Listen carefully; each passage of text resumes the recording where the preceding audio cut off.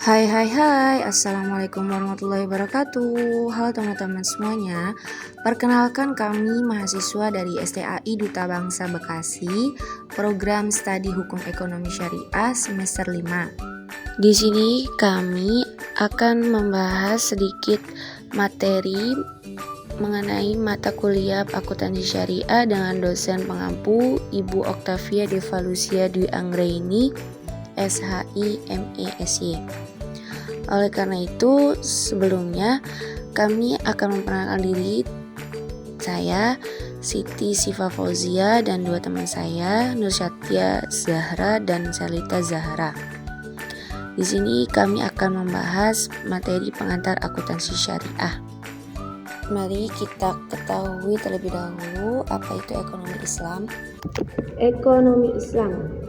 Ekonomi Islam adalah ilmu yang mengatur bagaimana umat manusia mengelola sumber daya terbatas dengan berdasarkan pada ajaran-ajaran Islam. Sistem ekonomi Islam bertujuan untuk menciptakan kesejahteraan sosial, pemerataan distribusi kekayaan, serta menjaga keadilan dan moralitas dalam aktivitas ekonomi. Ekonomi Islam berbeda dengan sistem ekonomi konvensional karena selain mengedepankan aspek material, juga mengedepankan aspek spiritual berdasarkan dengan ajaran syariah. Selanjutnya, sumber hukum ekonomi Islam. Sumber hukum ekonomi Islam berasal dari ajaran Islam yang mencakup beberapa landasan utama, yaitu ada yang pertama Al-Quran. Al-Quran adalah sumber hukum tertinggi dalam Islam. Semua aturan ekonomi Islam harus berdasarkan pada petunjuk yang ada di dalam Al-Quran. Al-Quran mengandung prinsip-prinsip dasar ekonomi seperti larangan riba atau bunga, anjuran untuk berbagi kekayaan melalui zakat dan sedekah, serta larangan praktik perdagangan yang curang atau tidak adil. Dalam Al-Quran itu contohnya perintah zakat. Semisal contoh perintah zakat itu terdapat pada surat At-Taubah ayat 103 yang berbunyi, ambillah zakat dari sebagian harta mereka, dengan zakat itu kamu membersihkan dan mensucikan mereka. Contoh lain pada surat Al-Baqarah ayat 275 yang terkait ekonomi Islam, yaitu Allah menghalalkan jual beli dan mengharamkan adanya riba. Selanjutnya yang kedua, hadis. Hadis adalah kumpulan perkataan, tindakan, dan persetujuan Nabi Muhammad SAW yang menjelaskan dan memperinci ajaran-ajaran yang terdapat dalam Al-Quran. Hadis menjadikan pedoman dalam pelaksanaan ekonomi syariah, terutama dalam hal muamalah, hubungan antara manusia dan transaksi. Contoh hadis yang terkait dengan ekonomi itu ada pada hadis riwayat Bukhari dan Muslim yang berbunyi, penjual dan pembeli memiliki hak khiyar atau memilih untuk melanjutkan atau membatalkan transaksi selama belum berpisah. Jadi pada hadis ini, penjual dan pembeli ini memiliki hak untuk melanjutkan atau membatalkan transaksi antar keduanya. Selanjutnya ada ijma.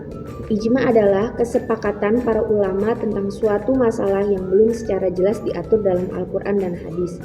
Ijma menjadi salah satu sumber hukum untuk menentukan aturan dalam praktik ekonomi Islam ketika tidak ada dalil yang secara langsung mengatur suatu kasus tertentu.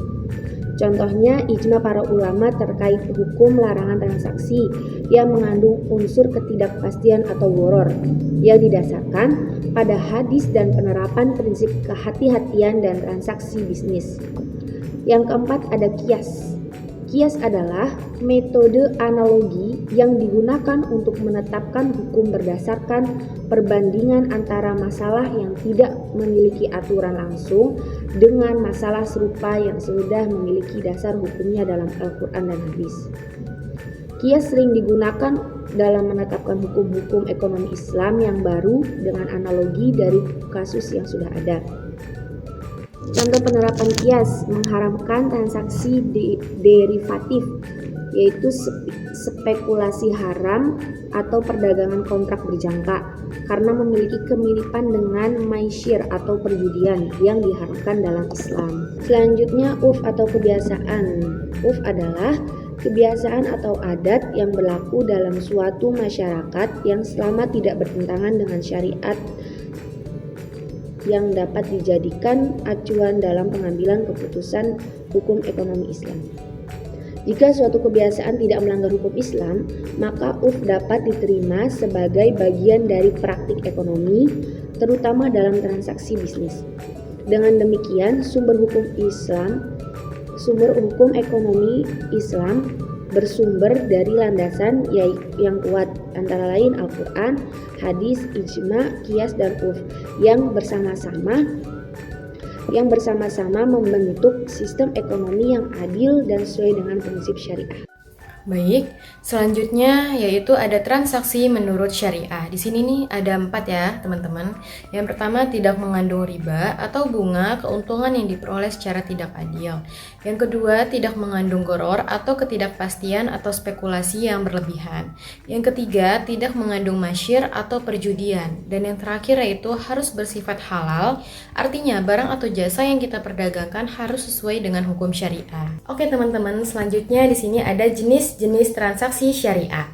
Yang pertama yaitu ada murabahah, jual beli dengan margin keuntungan yang disepakati. Yang kedua, mudarabah, kerjasama antara pemodal dan pengelola usaha. Dan yang terakhir ada musyarakah, kemitraan usaha dengan pembagian keuntungan dan kerugian. Oke, selanjutnya saya akan menjelaskan tentang perkembangan akuntansi syariah secara singkat. Akuntansi syariah berkembang seiring dengan meningkatnya kebutuhan untuk mencatat dan melaporkan transaksi yang sesuai dengan prinsip-prinsip syariah. Akuntansi ini tidak hanya berfokus pada aspek material, tetapi juga spiritual, dengan mengedepankan prinsip keadilan, transparansi, dan akuntabilitas, sesuai dengan ajaran Islam. Di Indonesia, pengembangan standar akuntansi syariah semakin diakui dengan adanya dukungan dari otoritas keuangan seperti Dewan Syariah Nasional dan Ikatan Akuntan Indonesia yang merumuskan standar-standar khusus seperti PSAK atau Pernyataan Standar Akuntansi Keuangan yang mengatur pelaporan keuangan yang berbasis syariah. Selanjutnya ada kerangka dasar penyusunan dan penyajian laporan keuangan syariah atau disebut KDP-PLKS. KDP-PLKS merupakan panduan dasar yang mengatur bagaimana entitas syariah menyusun dan menyajikan laporan keuangan. Sesuai dengan prinsip syariah, tujuannya adalah untuk memberikan informasi yang transparan, relevan, dan adil bagi pengguna laporan keuangan, baik untuk kepentingan internal maupun eksternal. Selanjutnya ada laporan keuangan atau disebut PSAK 10001. PSAK 10001 atau Pernyataan Standar Akuntansi Keuangan Syariah adalah standar akuntansi di Indonesia yang mengatur penyajian laporan keuangan untuk entitas syariah, khususnya lembaga keuangan syariah seperti bank syariah, asuransi syariah, dan entitas lain yang menerapkan prinsip syariah. Selanjutnya ada struktur umum laporan keuangan sesuai dengan PSAK 10001.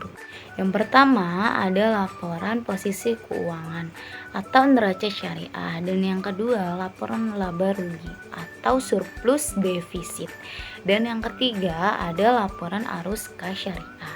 Yang keempat ada laporan perubahan ekuitas, dan yang kelima itu ada catatan atas laporan keuangan. Keenam ada laporan sumber dan penggunaan dana zakat, infak, dan sedekah atau jika relevan.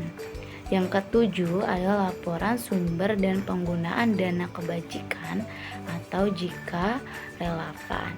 PSAK 10001 dirancang untuk memastikan bahwa laporan keuangan entitas syariah mencerminkan kepatuhan terhadap prinsip-prinsip syariah dan memberikan informasi yang transparan dan relevan kepada para pemangku kepentingan. Oke, baik teman-teman semuanya, sekian penjelasan dari kami. Semoga apa yang kami sampaikan bisa difahami dan bermanfaat untuk teman-teman semuanya. Jika ada pertanyaan bisa tulis di kolom komentar.